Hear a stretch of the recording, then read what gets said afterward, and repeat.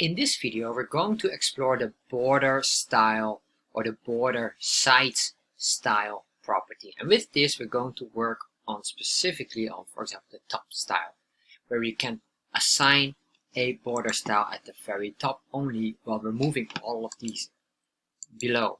So what you can see here, well, let's remove this. Right now, I will just say here, this one has comment out. We'll just comment this out. And then what we're going to do is we're going to assign only for the very top. We're going to give that our property. So we say here border top style.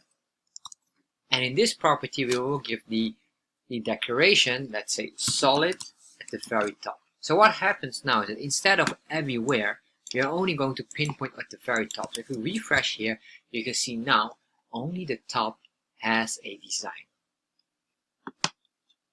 Thank you for watching this video.